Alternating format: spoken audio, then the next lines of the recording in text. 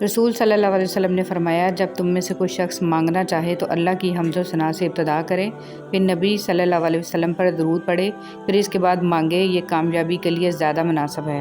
ماں خود بچوں کو مار کر مطمئن رہتی ہے، مگر باپ ہلکا سا ہاتھ بھی لگا دے تو بچوں کو سینے سے لگا کر باپ سے جنگ شروع کر دیتی ہے۔ کسی کے ساتھ غلط کر کے اپنی باری کا انتظار ضرور کرنا، کیونکہ قسمت جب تماچا مارتی ہے تو وہ منہ پر نہیں روح پر لگتا ہے۔ بیٹیاں چھوٹی ہوں یا بڑی، ماں کے درد کو محسوس کرتی ہیں۔ زندگی میں خوبصورتی صرف اللہ کے ذکر سے ہے۔ آپ جتنا اللہ کے ذکر کے قریب ہوں گے زندگی اتنی حسین ہوگی۔ آپ جتنا اللہ کے قریب ہوں گے دل اتنا مضبوط ہوگا۔ آپ جتنا اللہ کا ذکر کریں گے دل اتنا خوبصورت اور وسیع ہوگا۔ بس اپنے رب کے قریب ہو جائیں اور ہر چیز اللہ پر چھوڑ دیں، آپ کی زندگی خود ہی سنور جائے گی۔ حسد کی آگ میں جلنے سے بہتر ہے کہ دعا کے ٹھنڈے پانی سے غسل کر لو۔ 3 آدمیوں کی دعا قبول نہیں ہوتی: جو حرام مال کھاتا ہو، جو بکثرت غیبت کرتا ہو، جو کہ مسلمانوں سے حسد رکھتا ہو۔ رسول اللہ صلی اللہ علیہ وسلم نے فرمایا، آدمی اپنے دوست کے دین پر ہوتا ہے، اس لیے تم میں سے ہر شخص کو یہ دیکھنا چاہیے کہ وہ کس سے دوستی کر رہا ہے۔ یہ اکثر وہی اٹھاتے ہیں جن کی اوقات نہیں ہوتی آنکھ ملانے کی۔ بچیوں کو دینی تعلیم لازمی دو، کیونکہ اگر ایک ماں دیندار ہوگی تو دین نسلوں تک جائے گا انشاءاللہ۔ خبردار حسد سے بچتے رہو، کیونکہ حسد نے ہی قابیل کو اپنے بھائی حابیل کے قتل پر ابھارا تھا۔ محمد صلی اللہ علیہ وسلم۔ مطمئن زندگی گزارنے کے لیے لازم ہے کہ اللہ نے آپ کو جو نعمتیں دی ہیں ان پر رب کا شکر ادا کیا جائے۔ اگر یہ بھی نہ ہوتی تو کیا کرتے؟ زندگی میں اتنی تو اچھائی سے رہو کہ جب کوئی آپ کو کہے کہ تمہیں تمہارے کاموں کا بدلہ ملے تو وہ تمہیں دعا لگے، بد دعا نہیں۔ انسان یہ سمجھ کر جھوٹ بولتا ہے کہ کبھی پکڑا نہیں جائے گا، اور یہ یقین رکھ کر دھوکہ دیتا ہے کہ اگلا بیوقوف کبھی اس کی عیاری اور مکاری کو جان نہیں پائے گا۔ مگر خدا کا قانون بڑا مختلف ہے۔ انسان کو وہاں آ کر ٹھوکر لگتی ہے جہاں اسے پار پہنچ جانے کا سب سے زیادہ یقین ہوتا ہے۔ ایک رات میں اپنے کمرے میں سو رہا تھا کہ آہٹ سے میری آنکھ کھل گئی۔ سامنے موت کا فرشتہ کھڑا تھا۔ میں نے گھبرا کے پوچھا کہ یہاں کیسے؟ ملک الموت نے کہا، تیری ماں کو لینے آیا ہوں۔ میں ایک دم گھبرا گیا، دل دبدبایا، آنکھ نم ہو گئی۔ میں نے کہا، ایک سودا کرتے ہیں، مجھے لے جا، میری ماں کی زندگی بخش دو۔ اس پر ملک الموت مسکرایا اور کہا کہ لینے تو تجھے ہی آیا تھا، پر تجھ سے پہلے تیری ماں نے سودا کر لیا ہے۔ بہلول سے کسی نے پوچھا کہ قبرستان میں کیوں بیٹھے ہو؟ بہلول نے جواب میں کہا، میں ان کے ساتھ بیٹھا ہوں جن کی طرف سے مجھے کوئی تکلیف نہیں پہنچتی، الزام نہیں لگاتے، حسد نہیں کرتے، جھوٹ نہیں بولتے، طعنہ نہیں دیتے، خیانت نہیں کرتے، اور سب سے اچھی بات یہ ہے کہ جب میں یہاں سے اٹھ کے چلا جاتا ہوں تو پیٹھ پیچھے میری غیبت نہیں کرتے۔ سورہ نو ہمیں یہ بتاتی ہے کہ اللہ کی محبت کے بغیر تم زندہ نہیں رہ سکتے۔ اللہ کا حکم سنو، اللہ سے ہدایت مانگو۔ اگر تم اللہ کی نافرمانی کرو گے تو اس کا عذاب سخت ہوگا۔ اگر کھوٹے سکے سے کچھ خریدنا ناممکن ہے تو نیتوں میں کھوٹ رکھ کے فلاح پانا بھی ناممکن ہے۔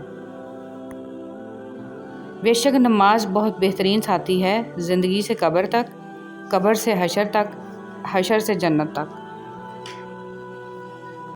توبہ جب بار بار ٹوٹ جائے تو توبہ ٹوٹنے کی وجہ دیکھنی چاہیے، ماحول تبدیل کرنا چاہیے، اور ایک بار پھر نئے عزم کے ساتھ توبہ کر کے یہ سوچنا چاہیے کہ اللہ کی رحمت اللہ کے غضب پر غالب ہے، مگر توبہ کی امید پر گناہ نہیں کرنے چاہیے۔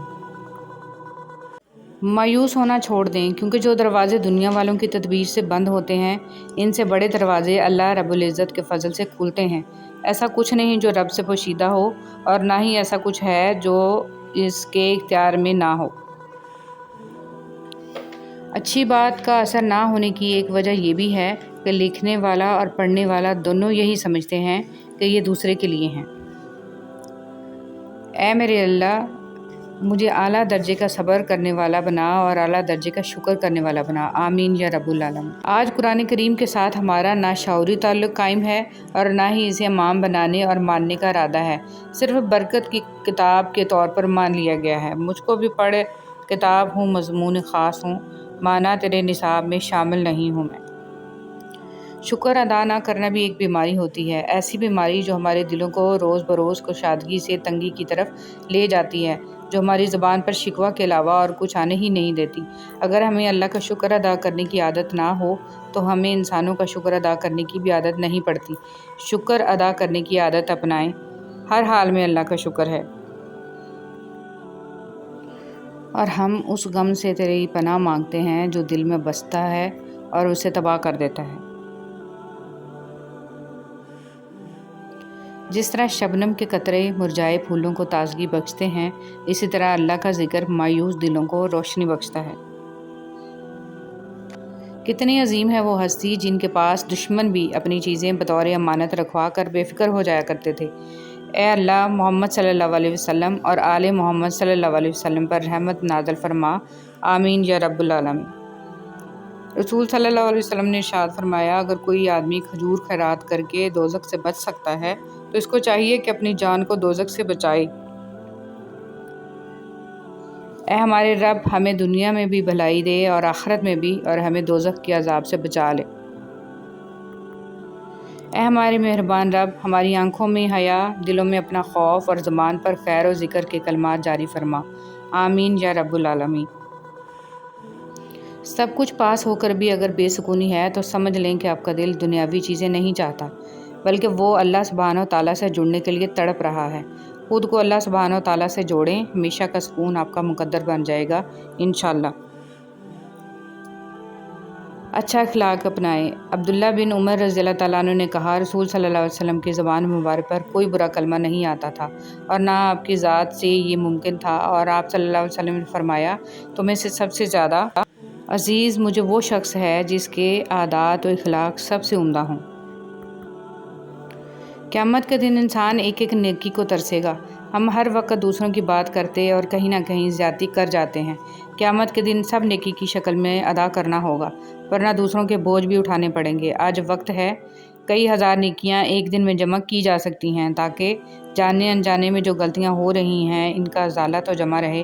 انسان روز محشر ہر اس لمحے کے لیے روئے گا جو اس نے ذکر کے بغیر گزارا۔ آج وقت ہے، فائدہ اٹھا لیں۔ اللہ ہم سب کو ذکر کی توفیق دے، آمین یا رب العالمین۔ گہرے اور مشکل الفاظ کا استعمال اس بات کی دلیل نہیں ہے کہ آپ کے پاس بہت علم ہے، بلکہ ضروری بات کو آسان الفاظ میں بیان کرنا ہی اصل میں علم کی دلیل ہے۔ اصل توکل تو یہی ہے کہ بندہ اللہ کے سوا کسی سے کوئی امید ہی نہ رکھے، بندے کی امیدوں کا واحد مرکز صرف اور صرف اللہ کی ذات پاک ہو۔